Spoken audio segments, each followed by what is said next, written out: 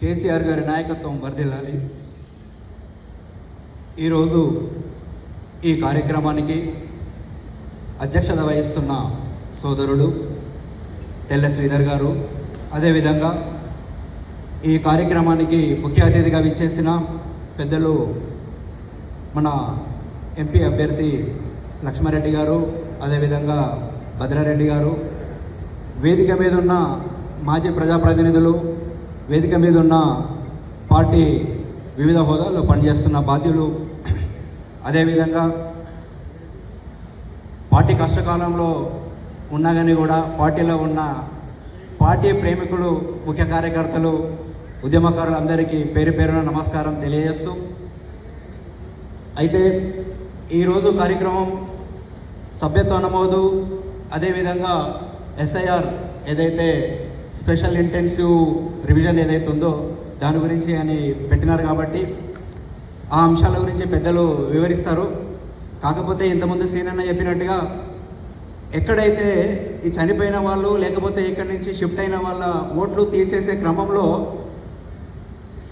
ఇక్కడ ఉన్న వాళ్ళ ఓట్లు, బతికున్న వాళ్ళ ఓట్లు కూడా తీసేసే ప్రమాదం ఉంటుంది కాబట్టి మనం అప్రమత్తంగా ఉండి అలా జరగకుండా చూసుకోవాల్సిన బాధ్యత మన మీద ఉన్నది.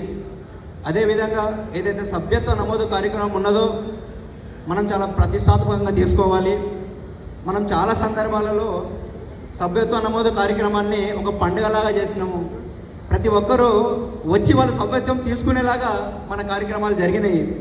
ఇప్పుడు కూడా అలాగే జరగాలని, మన మీద ఇంట్లో కూర్చొని మనకు తెలిసిన వాళ్ళ పేర్లు రాయకుండా అట్లా చేసినా ఇట్లా చేసినా సభ్యత్వాలు అయినట్టుగానే ఉంటుంది. కానీ ఒక వ్యక్తి వచ్చి మన పిలుపు మేరకు మనం పెట్టిన వేదిక దగ్గర సభ్యత్వం తీసుకుంటే అదొక ఇంక్లూజివ్నెస్, అతన్ని మనం మనలో కలుపుకుంటున్నట్టుగా ఒక భావన వస్తుంది. కాబట్టి అలా చేయాలని కోరుతూ, అదేవిధంగా ఇంకో రెండు అంశాలు, యాక్చువల్లీ ఇప్పుడు సందర్భం కాదు కానీ భద్రారెడ్డి అన్న, అదేవిధంగా లక్ష్మారెడ్డి అన్న గారికి, మహేందర్ అన్నకి, అన్న మనం అధికారంలో ఉన్నప్పుడు వివిధ శంకుస్థాపన కార్యక్రమాలు కావచ్చు, అధికారిక కార్యక్రమాలు కావచ్చు ఉండడం వలన మనం తరచుగా 10 రోజులకు ఒకసారి, వారానికి ఒకసారి కార్యకర్తలందరూ కలిసే అవకాశం సహజంగానే ఉంటుండే.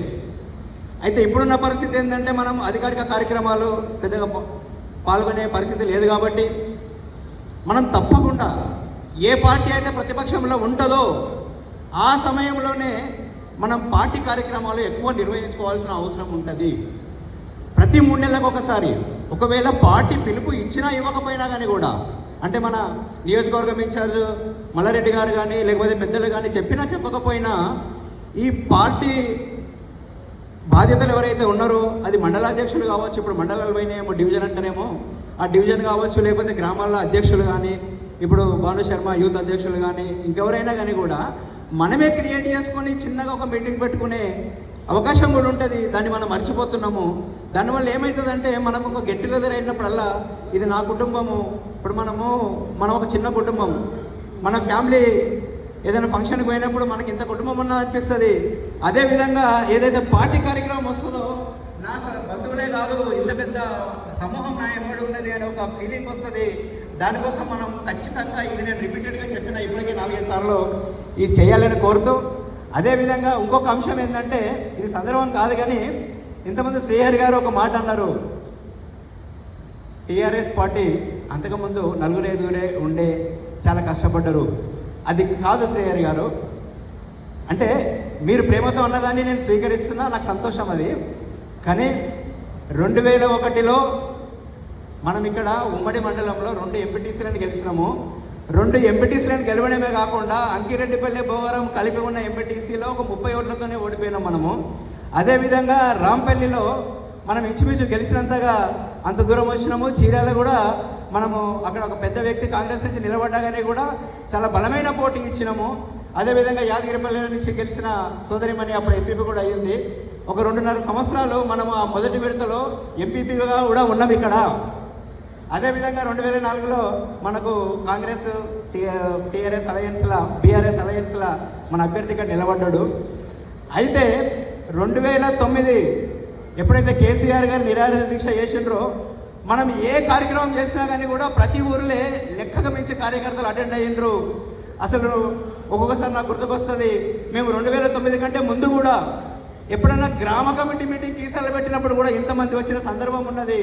అందువల్ల టీఆర్ఎస్ పార్టీ ఎప్పుడు వీక్గా లేదు మేడ్చల్ కాన్స్టిట్యున్సీలో కీసర మండలిలో అని మీకు గుర్తు చేస్తూ, అయినా కానీ కూడా మీరు ప్రేమతో ఆ విధంగా మమ్మల్ని గుర్తు చేసినందుకు నేను మీ పట్ల సంతోషాన్ని వ్యక్తం చేస్తూ, అదేవిధంగా నాడు ఎప్పుడైతే మనం ప్రభుత్వంలో లేమో 2014 కంటే ముందు ఉన్న ప్రతి కార్యకర్తకు కూడా పేరు పేరున నేను వందనాలు తెలియజేస్తూ ఈ అవకాశం ఇచ్చిన పెద్దలకు ధన్యవాదాలు తెలియజేస్తున్నాను.